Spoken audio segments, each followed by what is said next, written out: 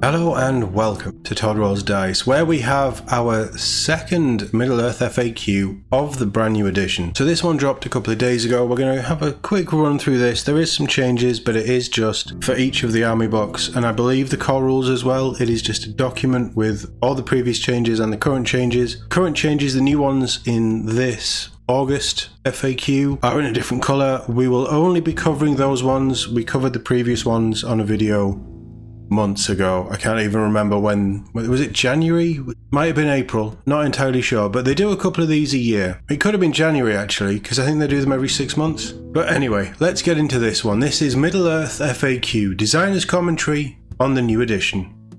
The latest Designer's Commentary is here. We caught up with the Middle-earth team to get the lowdown on the new edition and to discuss the clarifications and errata being introduced this month. Because now we have the Knights of Dol Amroth and other things. We've had a whole new army book since the last errata, so hopefully there's not too many changes, but I'm expecting a couple of things for each of the army books just to keep things ticking over. But the new edition has been in the hands of players for a little over 8 months now, and players across the globe are getting into the swing of things, honing their armies, adapting their tactics, and trying as many of the new army lists as they can.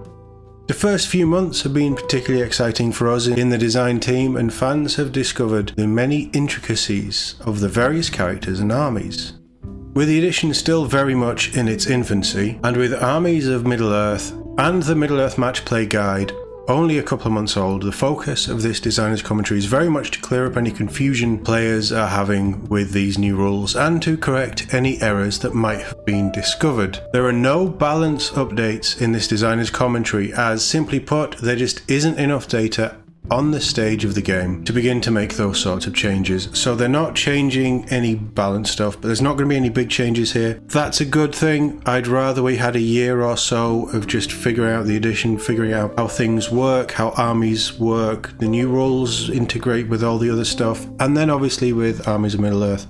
I forgot about the match play guide, but that too. There's been some big shake-ups to the game, so let everything settle down and then we'll see where we're going. But rules clarifications. We have answered a number of questions sent in by the Middle-earth strategy battle game community to put an end to certain confusion cropping up at events or gaming weekends. There are answers for the most common questions, such as if a king of men has the Rohan keyword, can they include Rohirrim traitors in their warband? No. And can Saruman use his might points to improve to wound rolls for Conjure Lightning? Also, no. More niche situations include, if a cavalry model has the Spectral Walk special rule, do they still gain their charge bonus when charging in difficult terrain? Yes. And how do models treat the 3 Trolls campfire for the purpose of moving? It's a big fire, they can't go in it. Answers those questions, I guess. I'm sure we'll get more detail. Man, the ring wraiths are cool. We need plastic ring wraiths. Errata. We've also taken the opportunity to correct some errors that crept into the final print of the publications. Happens all the time. And to add an additional line here and there to give greater context or clarity. We've reduced the cost of ring wraiths significantly in the Black Riders army list in order to allow all 9 of them to be fielded at 1,000 points. 9 ring wraiths, 1,000 points. That's still a big points investment. We've also tweaked the wording in the Moria army list that now clarifies that Beast Warrior models can only be included in Druzhag's warband rather than simply Beast models, which had technically made it impossible to field a Cave Drake in that army. There are also some corrections to the likes of Gullivar's move value and the range of Druzhag's magical powers. We hope these clarifications will make your Middle-earth gaming experiences even smoother. Remember, if you have questions, feel free to send them in. The article is linked in the description of this video, so you can get the email address there. And we'll be getting our next designer's commentary in February, so good. Nice amount of time for this stuff to settle in, and hopefully them to get more of an idea of what's going on with the game. How about we take a look? We'll start with the rules manual, and then we'll do the Hobbit, Lord of the Rings, Armies of Middle-earth, match play, I guess. But like I say, all of this is linked in the description below, and this will be chaptered up on the video, so you can just jump to whichever section you want. Not everybody's going to be interested in all of it, and that's absolutely fine. As I say, let's kick off with the rules manual. So a couple of changes here, there's not too many.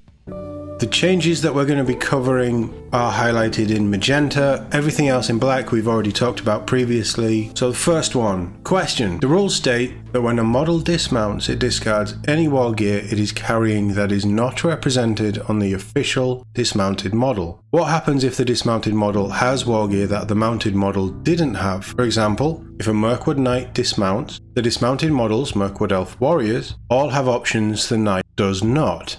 Answer: in rare cases like this, the dismounted model gains war gear so it can be accurately represented by the model. In cases where multiple options are available, you must choose the option which sees the fewest pieces of war gear gained, and choose the war gear that is the cheapest in points cost. Ugh. I mean, this just further goes to show some of the failings in the model range, doesn't it, really?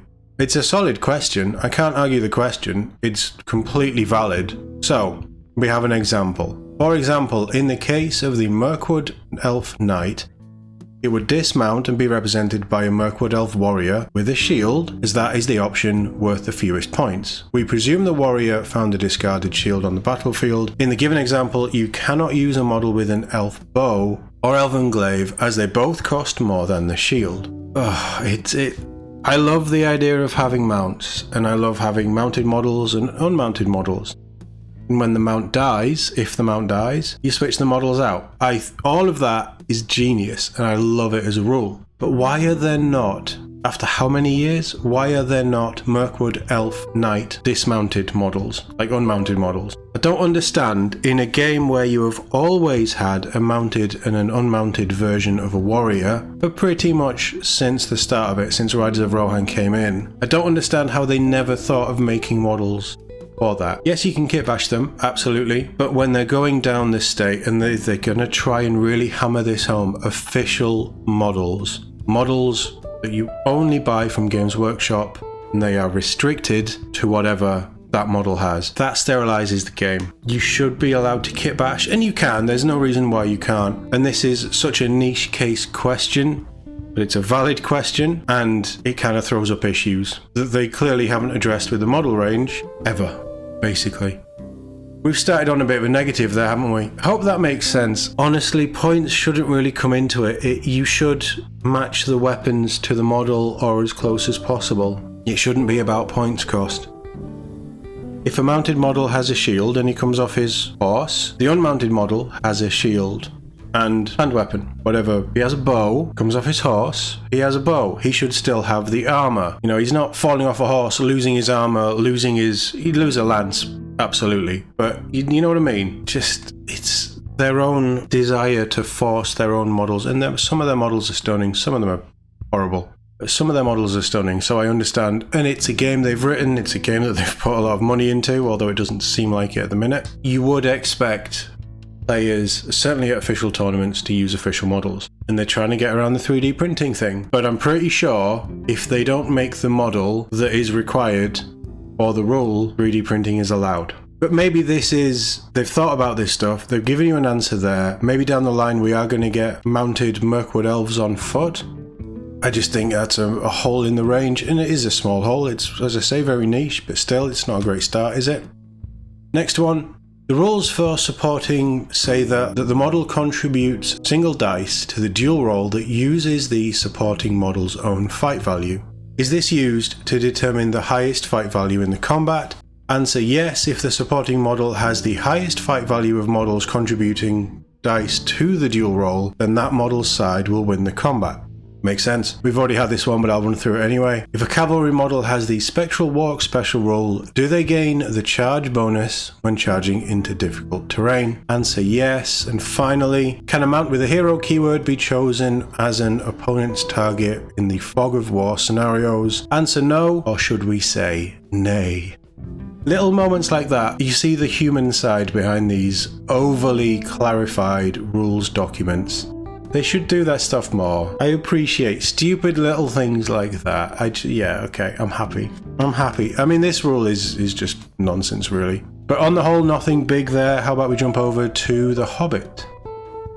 So Armies of the Hobbit, we have one big change down here, so we'll get to that last. Quite a few of them seem to be referring to Boffer as well, but let's run through these. First one, question. If, in an Erebor reclaimed army, Boffer is upgraded with a Troll Brute. Can the army still benefit from the To the King special rule? Answer no. It no longer includes any infantry hero models, so it does not meet the requirements. Question: if a Nazgul of Dol Guldur is slain by an elf bow, do they suffer the -1 penalty when rolling for the Unholy Resurrection rule? Answer: yes. The rules state for elven weapons, page 106 in the core rules, that any weapon with the word elf in its name is automatically considered to be an elven weapon. As an elf bow has the word elf in its name, it is an elven weapon, which applies the -1 modifier. I thought that would be quite obvious, but again, it's been asked, so there's the clarification.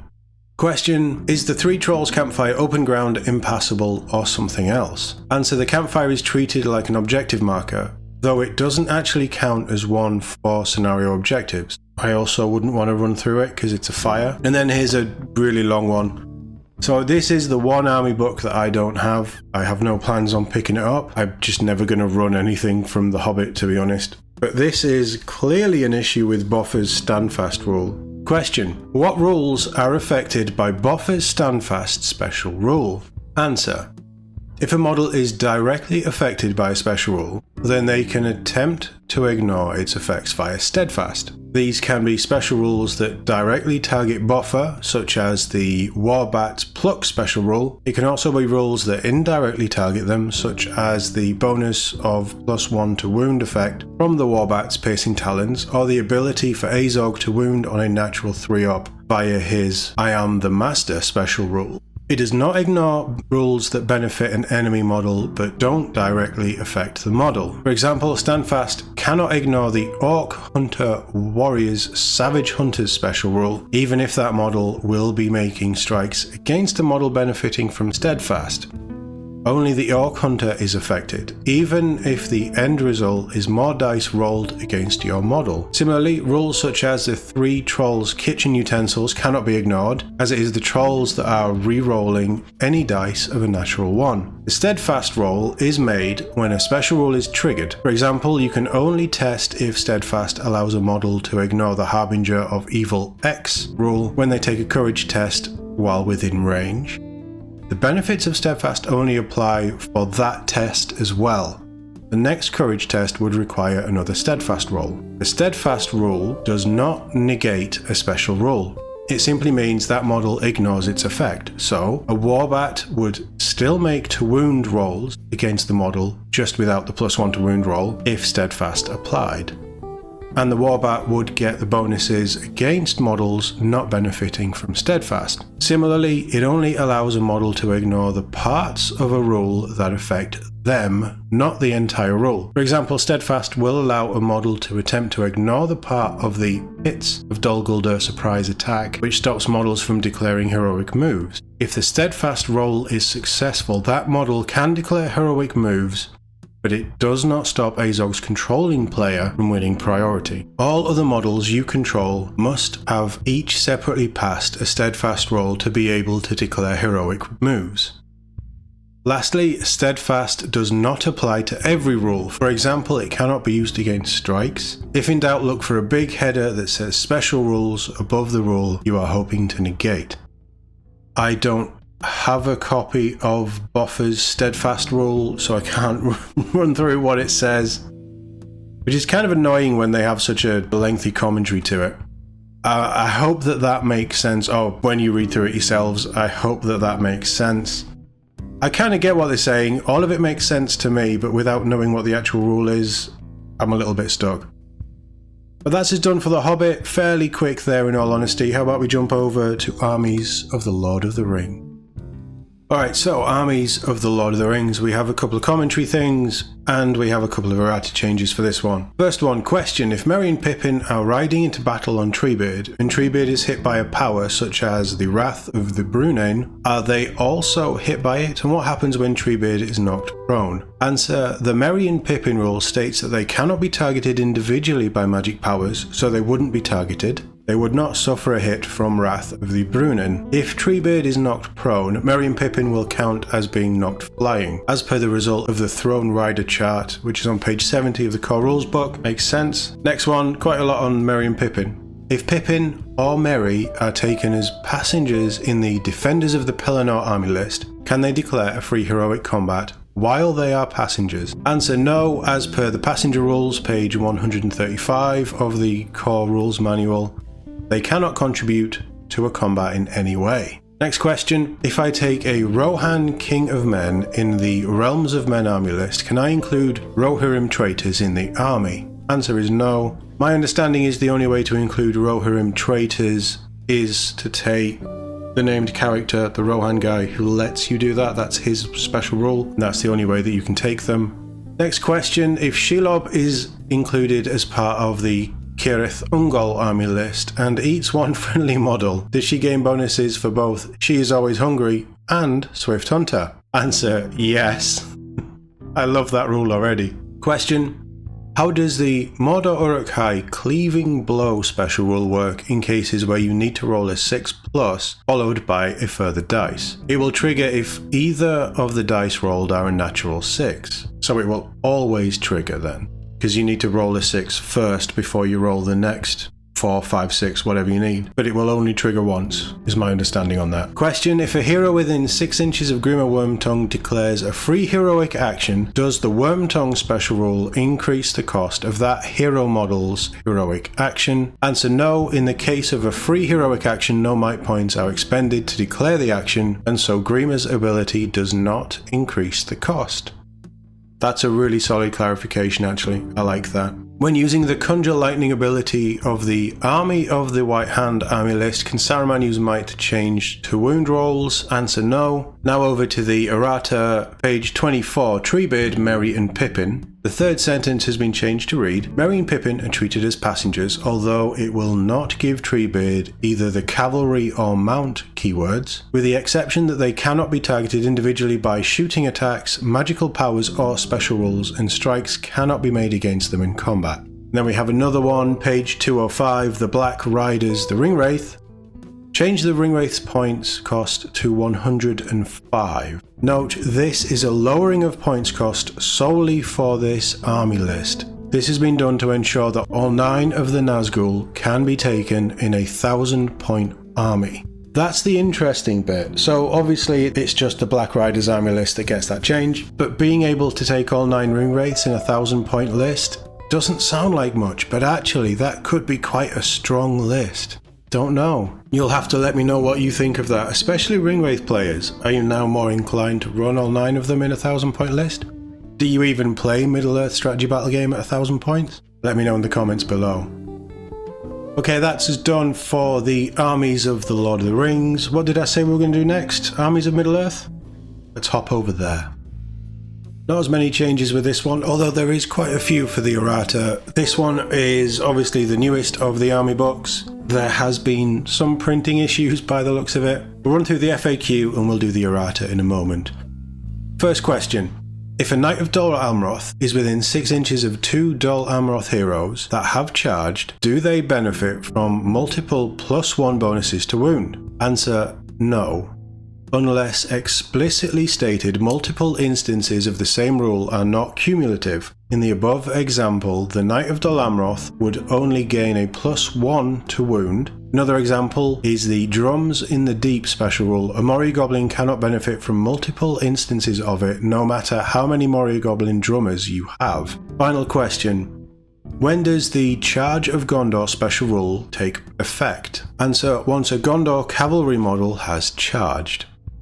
They gain the benefit of this rule for the rest of the turn, so for rules such as Einar's Master Duelist, he will be fight value 7 before he can potentially increase it at the start of the combat. And then the Erratas, page 81, Fords of Eisen, Theodred, Prince of Rohan model, add the following before options with shield, so he gets a shield. Page 118, Druzhag the Beast Caller, Enrage Beast, change range to 6 inches. And again the same page, Fury Beast, change range to self. Page 125, Gullivar the Terror of Arnor, change move characteristic to 12 inches. I believe it was 8, I might be wrong on that. 12 is a nice glow up. And then page 165, Moria additional rules, change the bullet point to the following. Beast Warrior models can only be included in Druzhag's Warband. We'd already covered over that, but all of that makes sense. And to be honest, aside from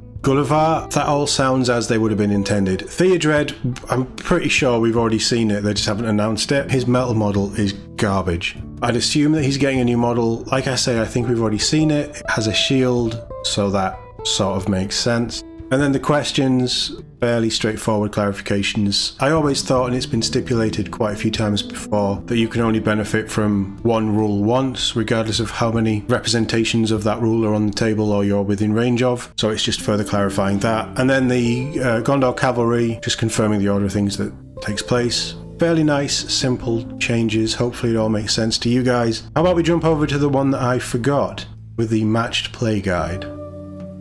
Just the one change here, the one errata for the match play guide. Page 29, Sites of Power, Strange Aura. Change the roll for the final result on the table to be 5 to 6 rather than 4 to 6. Haven't got that book, haven't got that access to that scenario. I really should pick it up, shouldn't I? But again, that's just a straightforward change. Probably just mistyped the dice roll required, or in testing or further testing, they've just decided it needs a tweak. It's what these things are for. I would argue this is a strong case of why we should have digital rules. We should have an app that is updated like a live document or a live app, so that we don't need loads of different pages and PDFs to keep up with rules, commentaries and things. But hey, what do I know?